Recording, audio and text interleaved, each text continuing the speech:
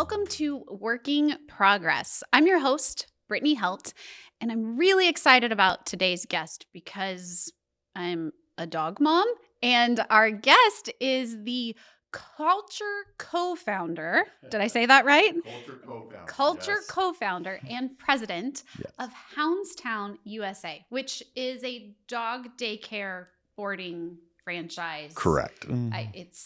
I'm a dog mom. I know these Yeah. things. Yeah. And you're in 50 locations. We have 55 locations. Whoa. Yeah. All right. Yeah. Growing. We're growing. Yes. Awesome. So in addition to, I'm assuming you're a dog lover. Yes. Okay. So in addition to being a dog lover, I heard you have a pretty interesting background. Yeah. So for franchising, and I think this is so interesting. It's one of the jokes in franchising is like nobody was an 8-year-old dreaming of being in franchising, like you dream of being an astronaut. And so my trajectory, similar to a lot of people in franchising, I was in grad school to be a therapist. So psychology, right? Yeah, I was studying. Is that what I heard? Yeah, I was studying psychology, and I was putting myself through school, and I had to pick a teacher. It was for some class. I didn't know the teachers, and it was Dewey Freeman and Diane Israel. Those are real names? Those are real names. Okay. Didn't know who they were. And I was like, I'm going to live, life on the edge. I'm going to pick it alphabetical by first name. Only reason I made that decision. And so I picked Diane, D-I over D-U. Diane and I hit it off, and I went to her and I said, hey, I'm putting myself through school. I need a part-time job. Do you know anybody who's hiring? She's like, well, my brother, Rob Israel, is a lifelong serial entrepreneur. He's about to open up another concept, and he's looking for part-time help. So I was his first hire, and I ultimately ended up growing that company with him and his wife, Renee Israel. They were dating at the time, became married, both entrepreneurs, and we grew that brand to the largest. It was called Doc Popcorn. We grew it to be the largest popcorn retailer on the planet, and then ultimately sold it to Dippin' Dots, the ice cream company. Oh, I was going to say, where's the popcorn? Yeah.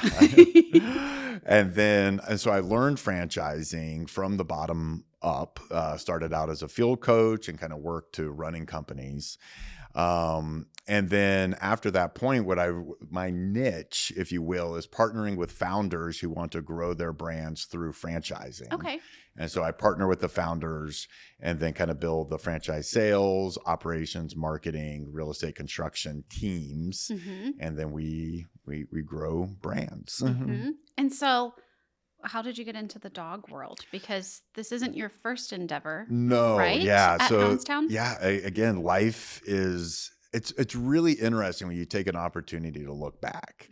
And so that one decision on just picking alphabetical, that changed my life. That's incredible. Like without that, there's no way I ever would have landed in franchising. There's no way. And so very similar to finding my way to Houndstown, I was at a franchise conference, and one of the founders of Houndstown, Jackie Bondanza, was there. I think it was her first IFA, first time at the conference. And like all of us, when we first go to that conference, it's overwhelming. I mean, there's so many franchises. It's a huge conference. And I don't remember specifically, but I went to her and said something along the lines of, hey, nobody here knows what they're doing. They've just figured out how to fake it. And that really resonated with her. Well, I mean, those are words to live by in all kinds of Very situations. Very true. Yeah. And as she tells the story, she had a thought at that moment, one day I'm going to hire that man. And so we really hit it off, just personality-wise, value-wise. And, just pro bono, but, once a quarter, I would hop on a call with her and just talk through franchising as a growth strategy. And it's almost 2021, I think. She reached out about this time and she's like, hey, the brand's getting to a place I want to hire you. I'm a New Yorker and I get what I want, is what she said. Love it. She denies that. She says she never said that. But I swear that's what the text message said. That's what you heard. That's what I the heard. Important part. That's my story. So that's my truth. There you go. And I was with another concept at the time. And I just really kept talking with her and understood her vision of the company and the growth that she was looking to do. And yeah, I took the leap of faith and joined Houndstown a couple of years ago. And so when I joined, I think it was about 18 locations. Okay. So Grown a 55 little today, it grown a little bit, and we should be around 75, between 75 and 80 by the end of the year.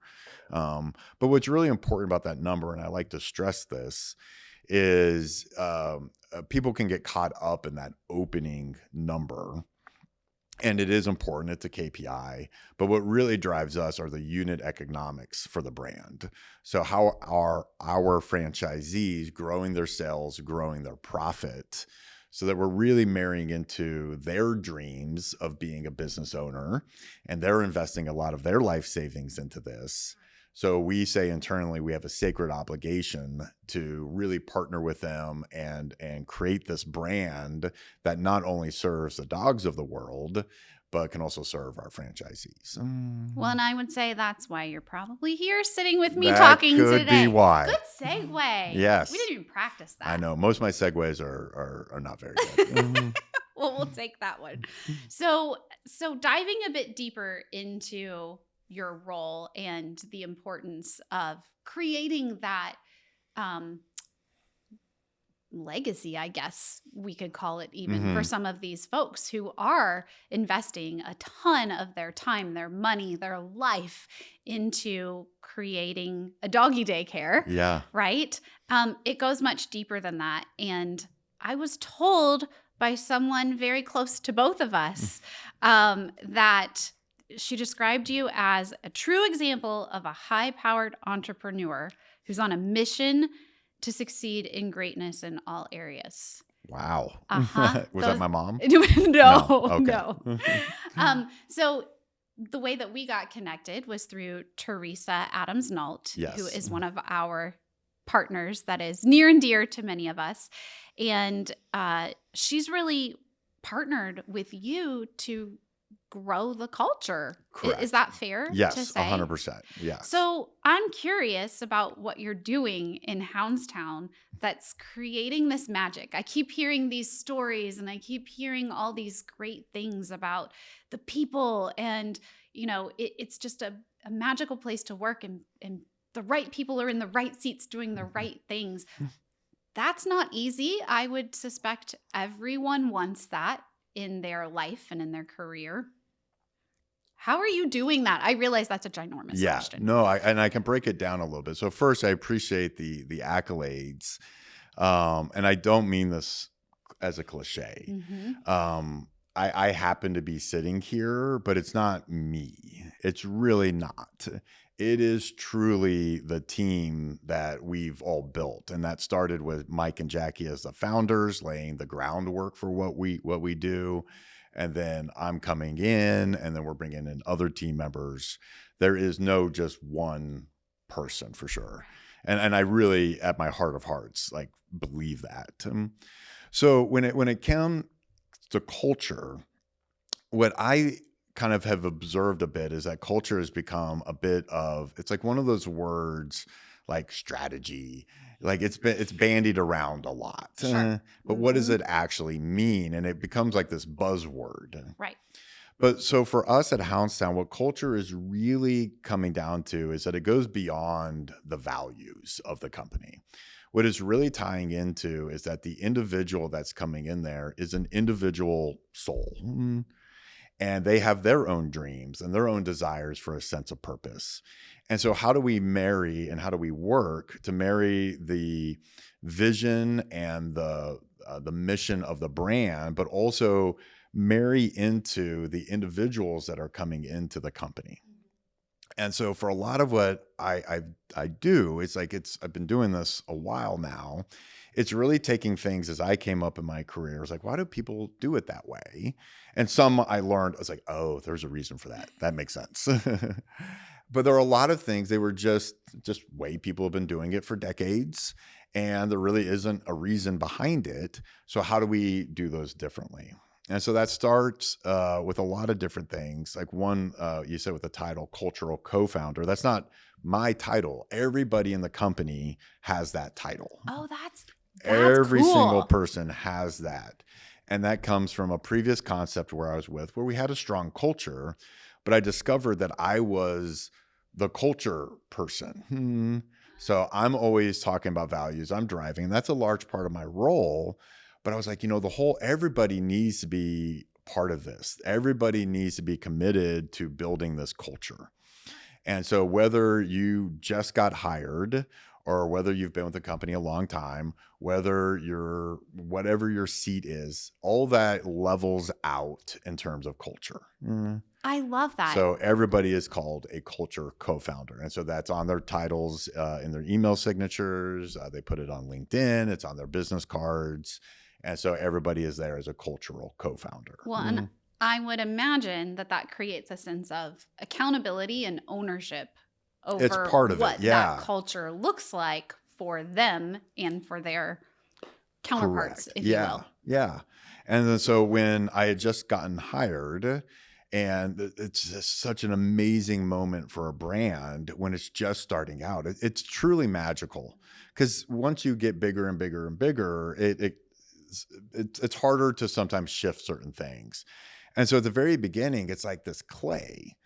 And there's a lot of pressure there because you're molding the clay, but you also have the opportunity to mold. And so coming in there, I had met Teresa through a business group called Vistage, and was just talking to her about ways to create culture that has the kumbaya, which is important. Who are we serving? Why are we doing this? Essential parts of the equation. But how do we also kind of systemize individuals coming in and being able to understand who they are? And then what we call is on board for life. So what we talk about at Houndstown is our goal is that every individual that works at Houndstown is a townie for life. And what that means is that at their graduation ceremony, our vision is that when they look back at their career, they look back at Houndstown and they say, that was the best place I ever worked. That's a lofty goal. It is a lofty goal, but that's the part about visions, is that they anchor you into what you're doing. And I always reference one of the best visionary speeches, Martin Luther King's I Have a Dream. And I think we can all attest that that vision isn't 100% here today, but it's better than it was. And it anchors where we're going. And sometimes that takes decades. Maybe you never fully get there, but you're always moving forward. You're always trying to kind of create that vision. And so for these team members, we're not naive. It's, retiring could be 20, 30 years away. So people move on, life changes, purposes changes. But while they're here, we want them to look back and say, that was the best place I worked.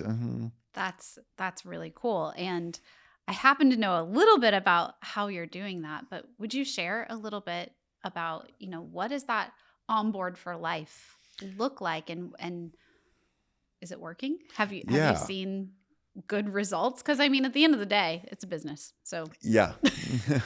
So there's a lot of different things we do. On the more practical side of it is a strong partnership with Teresa and then the work that you all do. So we build every seat before we make the hire. And we spend a lot of time on that. And that's not something I did when I first came up. It was like, I'm hiring a director of ops. Let me pull a job description off of Indeed. Sure. And oh, here you go. You come in. Right. And so we really, really focus on that seat, and we really work with you all. And it's a time commitment, but the ROI is very clear. And we really, really get very specific on the type of person outside of a resume that we need to sit in that seat. And that's before you even know who the person is. Before we've even started interviewing. Mm-hmm, yeah. Mm-hmm. And then from those reports, we get a lot of different interview questions that we incorporate in. We go through the interview process. We have a value interview that I do, where I talk about the values and kind of unpack those. When we get it down to the top 2 to 3 people, we then run the reports of, they take the 35 minute survey, and then we get those reports back. And then we use those reports to finalize it down to the number 1. And so what that sets it up for is that individual is coming in, we already really kind of have a good feel for them before they've even started.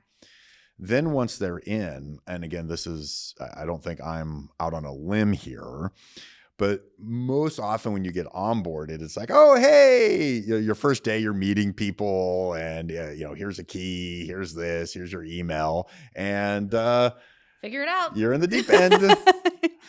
And there's something to be said for that. You can kind of see, and a lot of this does depend on the culture that an individual company is building. For our culture, that's not really that environment we want to build. And so each team member comes into a 6-month onboarding program. Part of that is, the logistics. Here's your email address. Here's your computer. Here's this stuff. You need that. Yeah, you got to have that. But then it's also working with Teresa to kind of build the skill-based training onto the gap report, understanding DISC, your commanding forces, all those different things, what really drives you. And then we're really working with the direct supervisor. So they're getting exposure and understanding of their team member. And again, we're not perfect at all this. We're still growing and figuring things out. But ideally, all that information doesn't end at 6 months. It stays on there for onboarding for life. So into one-to-ones, quarterly conversations, annual conversations, we're always going back to that and kind of tweaking it and understanding it. What we've seen from feedback from our team, for sure, for some folks, it's like, wait, what is this? Well, because it's almost we've been told often, it's like its own language. It's its own language. Yes. Different, it's from a different universe, if you will. And so for people, sometimes it's a little intimidating. It's, I think what it is sometimes, and I tell the story with Teresa too, when I was first kind of getting exposed to it, it's like, well, how can this capture emotions? How does this capture the soul of an individual? And I'm not saying that the data is capturing somebody's soul 100%. Yeah. But we tend to with people trust our instincts there. And so there was 2 events at Houndstown where the reports had said these 2 little gaps. And I got them. It was for people on my team. I was like, that's not true. Not true. I know better than that. I know better. Well, and it wasn't the size. I was like, well, we probably built the seat wrong. Or maybe it was us. We did, garbage in, garbage out. We probably did. And Teresa's like, no, I'm telling you, everything was right. I've double checked it. I was like, no, you're wrong. And she was 100% right. Oh, don't doubt Teresa. Yeah, don't doubt Teresa. And I would love to say it only took one time for me to learn the lesson, but I can be kind of obtuse. It took a couple of times. But there was enough times where, and I got this word from our founder, Jackie, instead of trusting, she uses the word surrender, which I think is a really powerful word. And it's really resonated with me. And it's like, so I started to surrender to what this was actually showing us. And so even when I do have those moments where I'm like, I don't know if that's exactly right, I surrender to it and lean into it. And so the team starts to be more connected to their purpose, who they serve within the organization, but they're also growing as an individual. So we're helping them develop skill sets that are resume builders. This sets them up for success, hopefully at Houndstown. But if it's at another organization, hey, we're going to send them off with, balloons and handshakes and everything.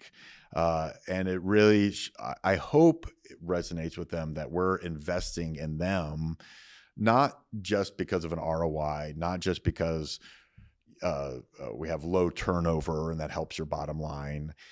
What's really driving us at the very core of it is that there is an individual soul who is putting in a lot of time and effort and making sacrifices to drive this mission that we're doing. And our mission at Houndstown is that every dog in America has access to Houndstown.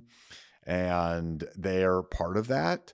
And we want to know how much we honor them for being part of that. So going back to the assessments, if you will. Yeah. Can you tell me, when did you realize, oh, these are legit?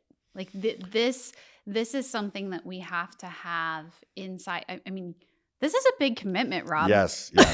Yeah. I mean, every single, one of your folks to go through this process, and for you to take the time to really wrap your arms around what is this role and what is success. I mean, that's not a small little activity that you're doing for multiple roles. So uh, to me, I'm thinking, well, that's got to be worth it to you. And I don't know, was there a light bulb moment? Was there something where you went, oh, Yeah. okay, that makes sense? It's a great question. Yes, there's a commitment. There's a financial commitment. There's a time commitment. That's inconsequential to me. Those type of things don't matter when what you're serving is bigger than yourself. And so if what I'm really trying to serve is have these individuals find and be part of something, hey, whatever it takes is worth it. So that doesn't really, the time or all that doesn't factor in for us to a large degree. Now, the time it took for us to fully, and I'm still learning it, like I'm probably within the organization, like I tell them, I know 40% to compared to like Teresa, who's like the Teresa's guru. master. That takes time for sure, but that's where Teresa is so helpful because she's the subject matter expert. But like, I think the light bulb moment, if there was like a light bulb, I had a team member that was reporting to me, and I'm very resourceful. Okay. Like very resourceful. And resourceful, for those of who might not be familiar, you want a return on your investment. That Yes. could be dollars, but it could be time, it could be energy, it could be, you name it. Yeah. You want a return. I'm very much looking at time, value, anything that's being kind of spent, Okay. and then how that comes back, which is ironic because I'm not resourceful when it comes to this program because it kind of fits into a different category. Maybe It does. It does. But what drove it wasn't from that Sure. perspective. Yes. And so I'm very high on the resourceful. And one of my direct reports is very high on selfless. And you could probably speak to what selfless is better than I can if I give it a shot. They're very motivated by altruism.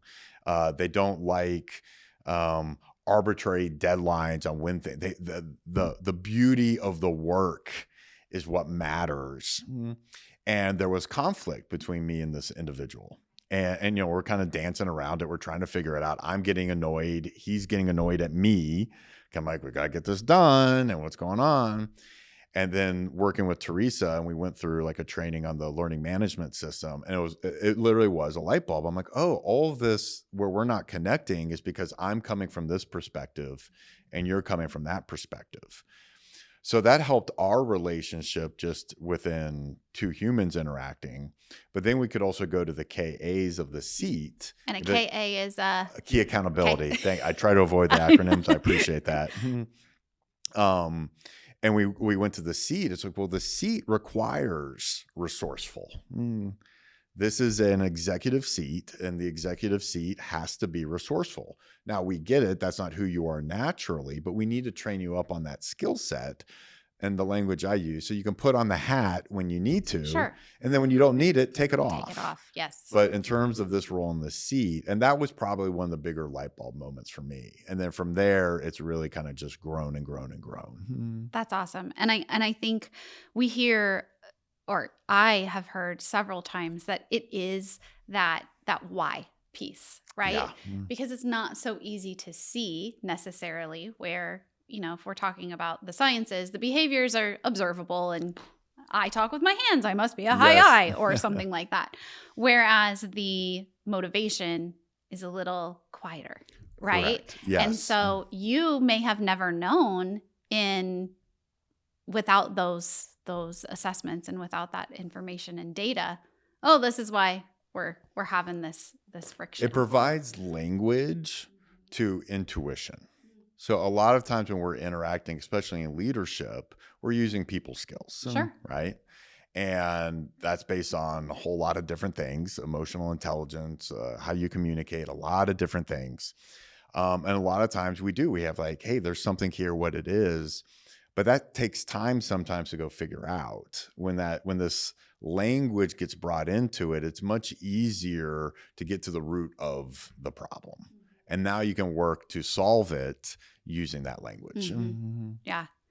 So you're not just using it, you're living it. Yes. Yeah.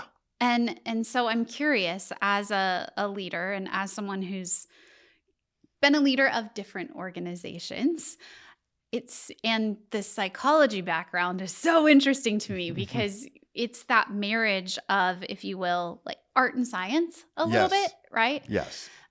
So talk to me a little bit, or share a little bit about how has this impacted you as a leader, and how has it helped, like the onboard for life, but also this framework, if you will. Yeah. So with the framework, what that does is create context. And so now we have a box, and it's not a restrictive box, but it creates that framework that we can now go play within that framework. Whereas before with other places, we didn't have the framework. And you can find that sometimes that, you have your mission statement, you have your values, you think you have good culture, people maybe enjoy it, maybe they don't. But it's very hard to really fully drive that when you don't have that framework. And I think there's a lot of different ways to create that framework. For us, this is the right framework because it really blends the heart, but it also brings in the brain. And for a good cross section of people, that really that ends up resonating. Yeah. Awesome.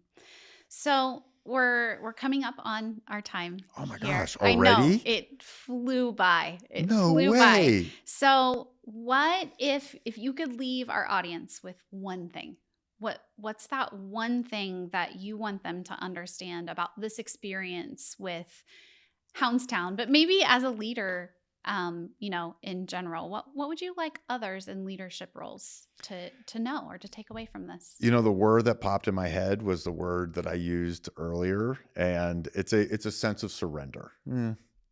And it's really embracing that, yes, this is a science, and yes, it's data backed, and there's all these other things, but what's driving the science and the data is heart.